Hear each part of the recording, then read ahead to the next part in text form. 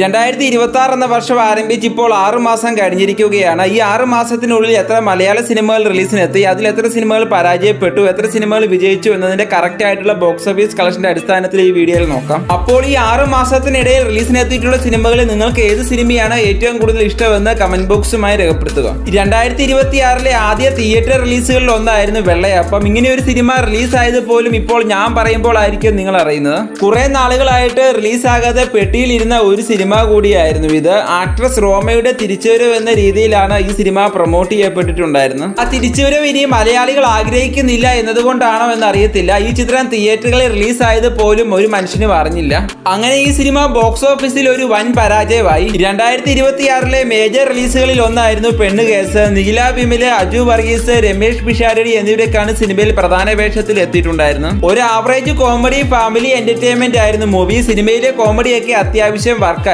ചിത്രത്തിന് ഒരു മിക്സ്ഡ് ആയിട്ടുള്ള റെസ്പോൺസ് ആണ് തിയേറ്ററിൽ നിന്ന് ലഭിച്ചത്. ഈ ഒരു ചിത്രവും തിയേറ്ററുകളിൽ പരാജയപ്പെട്ടു. പിന്നീട് റിലീസിനെത്തിയിട്ടുള്ള സിനിമയാണ് ചത്താ പച്ച. അർജുൻ അശോകൻ, റോഷൻ മാത്യു, വൈശാഖ് നായർ എന്നിവരൊക്കെയാണ് സിനിമയിൽ പ്രധാന വേഷത്തിൽ എത്തിയിട്ടുണ്ടായിരുന്നത്. ഇവരെ കൂടാതെ സിനിമയിൽ മമ്മൂക്കാന്റെ ഒരു ക്യാമിയോ കൂടി ഉണ്ടെന്നറിഞ്ഞപ്പോൾ തന്നെ സിനിമയ്ക്ക് വലിയൊരു ഹൈപ്പ് ലഭിച്ചിരുന്നു. പക്ഷേ സിനിമ തിയേറ്റർ റിലീസ് ആയപ്പോൾ സിനിമയുടെ ഏറ്റവും വലിയ പോസിറ്റീവായി കണ്ട മമ്മൂക്കാന്റെ ക്യാമിയോ സിനിമയുടെ തന്നെ ഏറ്റവും വലിയ നെഗറ്റീവായി.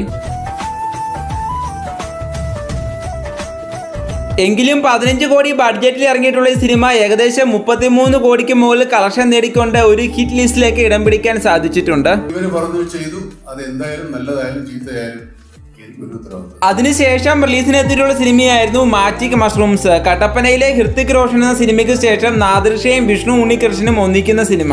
നാദിർഷയുടെ സിനിമകൾക്ക് ഇപ്പോൾ എന്താണ് സംഭവിക്കുന്നത് എന്ന് അറിയത്തില്ല. ഈ സിനിമ തിയേറ്ററിൽ വന്നതും അറിയത്തില്ല, പോയതും അറിയത്തില്ലാതെ പരാജയപ്പെട്ടു. പിന്നീട് റിലീസിനെത്തിയിട്ടുള്ള സിനിമയായിരുന്നു ബേബി ഗേൾ. നിവിൻ പോളിയാണ് സിനിമയിൽ നായകനായിട്ട് എത്തിയിട്ടുണ്ടായിരുന്നത്. തിയേറ്ററുകളിൽ റിലീസായതിന് പിന്നാലെ ചിത്രത്തിന് വളരെ മോശം മൗത്ത് പബ്ലിസിറ്റിയും നെഗറ്റീവ് റിവ്യൂമാണ് ലഭിച്ചത്. അതുകൊണ്ട് തന്നെ ഈ ചിത്രം ബോക്സ് ഓഫീസിൽ പരാജയപ്പെട്ടു. ജനുവരി മാസത്തിലെ മറ്റൊരു റിലീസ് ആയിരുന്നു പ്രകമ്പനം. വലിയ പ്രമോഷനുകളോ വലിയ പ്രതീക്ഷകളോ ഒന്നുമില്ലാതെയാണ് ഈ ഹൊറർ കോമഡി ചിത്രം തിയേറ്ററുകളിലേക്ക് റിലീസിനെത്തിയത്. എന്നാൽ വളരെ കുറച്ച് ദിവസം കൊണ്ട് തന്നെ ഈ ചിത്രം മൗത്ത് പബ്ലിസിറ്റിയിലൂടെ വലിയൊരു വിജയമായി. അങ്ങനെ 4 കോടി ബഡ്ജറ്റിൽ നിർമ്മിച്ച ഈ ചിത്രം ലോകമെമ്പാടുമായിട്ട് ഏകദേശം 24 കോടി കളക്ഷൻ നേടിക്കൊണ്ട് 2026 ആദ്യ സൂപ്പർ ഹിറ്റ് ചിത്രമായി. അങ്ങനെ ജനുവരി മാസത്തിലെ അവസാന മേജർ റിലീസായി എത്തിയിട്ടുള്ള ചിത്രമായിരുന്നു വലതുവശത്തെ കള്ളൻ. ബിജു മേനോൻ, ജോജു ജോർജ് എന്നിവരൊക്കെയാണ് ഈ സിനിമയിൽ പ്രധാന വേഷത്തിൽ എത്തിയത്. ജോസഫ് എന്ന സംവിധായകനോടുള്ള വലിയ പ്രതീക്ഷ കാരണം ആദ്യ ദിവസം ഈ ചിത്രത്തിന് മികച്ച ഒരു ഓപ്പണിംഗ് കളക്ഷൻ ലഭിച്ചു. എന്നാൽ പിന്നീടുള്ള ദിവസങ്ങളിൽ ചിത്രത്തിന് ആ ഒരു കളക്ഷൻ നിലനിർത്താനായിട്ട് സാധിച്ചില്ല. ചിത്രം ബോക്സ് ഓഫീസിൽ പരാജയപ്പെട്ടു. ഫെബ്രുവരി മാസത്തിലെ ആദ്യ മേജർ റിലീസ് ആയിരുന്നു ആശാൻ. ഗപ്പി, അമ്പിളി പോലുള്ള ഫീൽ ഗുഡ് സിനിമകളൊക്കെ സംവിധാനം ചെയ്തിട്ടുള്ള ജോൺ പോൾ ജോർജ് ആണ് ഈ ചിത്രം സംവിധാനം ചെയ്തിട്ടുള്ളത്. അതുകൊണ്ട് തന്നെ ആദ്യ ദിവസം മുതൽ സിനിമയ്ക്ക് നല്ലൊരു ഹൈപ്പ് ഉണ്ടായിരുന്നു. അതിന് പ്രധാന കാരണം സിനിമയിൽ വന്നിട്ടുള്ള ഈ ഒരു പാട്ടായിരുന്നു.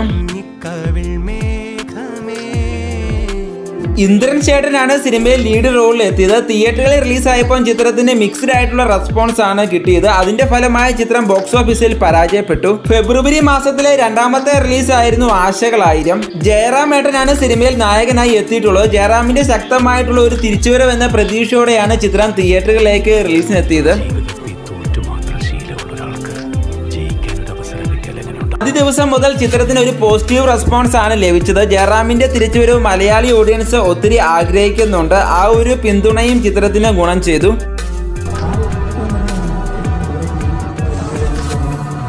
അങ്ങനെ 5 കോടി മുതൽ മുടക്കിൽ വന്നിട്ടുള്ള ഈ സിനിമ 13 കോടിക്ക് മുതൽ കളക്ഷൻ നേടിക്കൊണ്ട് ഒരു ആവറേജ് വിജയമൊക്കെ നേടിയെടുക്കാനായിട്ട് സാധിച്ചിട്ടുണ്ട്. പിന്നീട് റിലീസിനെത്തിയിട്ടുള്ള ഒരു പരീക്ഷണ ചിത്രമായിരുന്നു മസ്തിഷ്ക മരണം.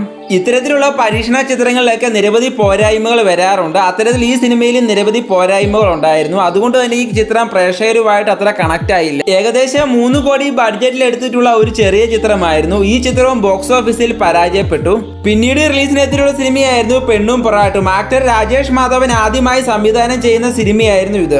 ശരിക്കും പറഞ്ഞാൽ ഇങ്ങനെ ഒരു സിനിമ റിലീസ് ആയത് ആരും അറിഞ്ഞില്ല. ബട്ട് ഈ സിനിമ ഒരു മോശം സിനിമ അല്ലായിരുന്നു. ഡിഫറെന്റ് ആയിട്ടുള്ള അറ്റംപ്റ്റ് നടത്തിയിട്ടുള്ള ഒരു സിനിമയായിരുന്നു. പക്ഷേ പക്ഷേ പ്രോപ്പർ ആയിട്ടുള്ള പ്രൊമോഷനോ വലിയ താരനിരയോ ഒന്നും ഇല്ലാത്തതുകൊണ്ട് ഈ ചിത്രവും ബോക്സ് ഓഫീസിൽ പരാജയപ്പെട്ടു. അങ്ങനെ മാർച്ച് മാസത്തിലേക്ക് വരുമ്പോൾ മാർച്ച് മാസത്തിലെ ആദ്യ മേജർ റിലീസ് ആയിരുന്നു ജിത്തു സദാശിവൻ സംവിധാനം ചെയ്തിട്ടുള്ള സംഭവം അധ്യായം 1. അസ്കർ അലി, വിനീത് കുമാർ എന്നിങ്ങനെ വളരെ ചെറിയൊരു കാസ്റ്റിംഗിലാണ് ചിത്രം റിലീസ് ചെയ്തിട്ടുണ്ടായിരുന്നത്. മലയാള സിനിമയിൽ തന്നെ ഇങ്ങനെ ഒരു ചിത്രം ആദ്യമായിരുന്നു. ചെറിയൊരു ബഡ്ജറ്റിൽ നിർമ്മിച്ചിട്ടുള്ള ഒരു സിനിമയാണെങ്കിൽ പോലും ഈ ചിത്രത്തിലെ കണ്ടന്റ് വലുതായിരുന്നു. അങ്ങനെ 2 കോടി താഴെ ബഡ്ജറ്റിൽ നിർമ്മിച്ചിട്ടുള്ള ഈ ചിത്രം ഏകദേശം 7 കോടി കളക്ഷൻ നേടിക്കൊണ്ട് ഒരു ആവറേജ് വിജയമൊക്കെ നേടിയെടുക്കാനായിട്ട് സാധിച്ചിട്ടുണ്ട്. പിന്നീട് റിലീസിനെത്തിയിട്ടുള്ള സിനിമയായിരുന്നു ജയസൂര്യ നായകനായി എത്തിയിട്ടുള്ള ആട് 3. കുറെ കാലത്തിനു ശേഷം ജയസൂര്യ എന്ന ആക്ടറിന്റെ ഒരു 1.5 കമ്പാക്ക് ആയിരുന്നു ഈ ചിത്രം. അതുകൂടാതെ തന്നെ ആട് ഫ്രാഞ്ചൈസിന് കേരളത്തിൽ വലിയൊരു ഫാൻ ബേസ് ഉണ്ട്. അതുകൊണ്ട് തന്നെ ഏകദേശം 50 കോടി ബഡ്ജറ്റിൽ നിർമ്മിച്ചിട്ടുള്ള ഈ ചിത്രം ഏകദേശം 121 കോടിക്ക് മുകളിൽ കളക്ഷൻ നേടിക്കൊണ്ട് ഒരു ബ്ലോക്ക് ബസ്റ്റർ ലിസ്റ്റിലേക്ക് ഇടം പിടിക്കാൻ സാധിച്ചിട്ടുണ്ട്. മാസത്തിലെ മറ്റൊരു റിലീസായിരുന്നു ധ്യാൻ ശ്രീനിവാസൻ നായകനായി എത്തിയിട്ടുള്ള ഭീഷ്മ. ദുരന്തര സിനിമയ്ക്ക് ക്ലാഷ് എന്ന രീതിയിലാണ് ഈ സിനിമ റിലീസായത്.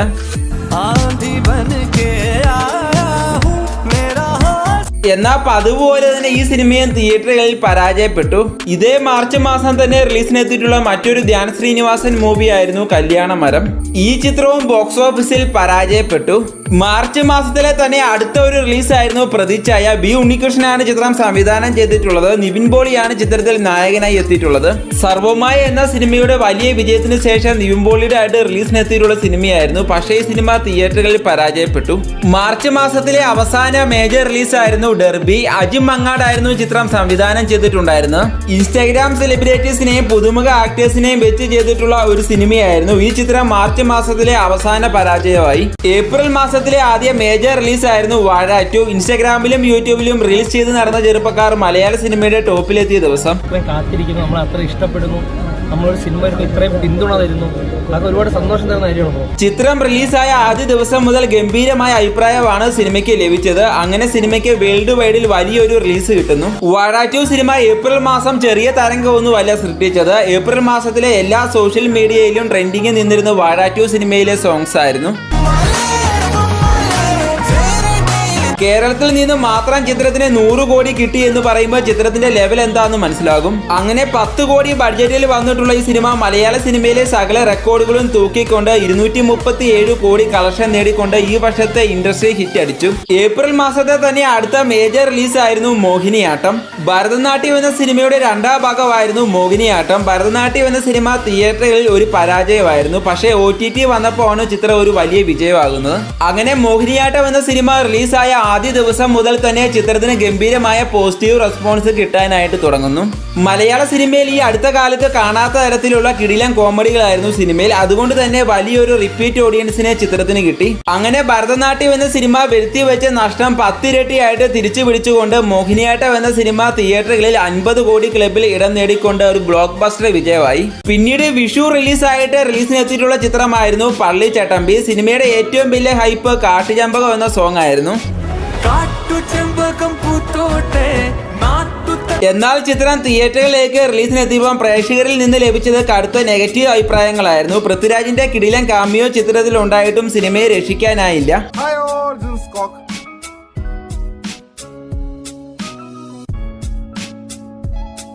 ഇതിന് പിന്നാലെ വിഷു റിലീസായി എത്തിയിട്ടുള്ള മറ്റൊരു ചിത്രമായിരുന്നു ഒരു ദുരൂഹ സാഹചര്യത്തിൽ.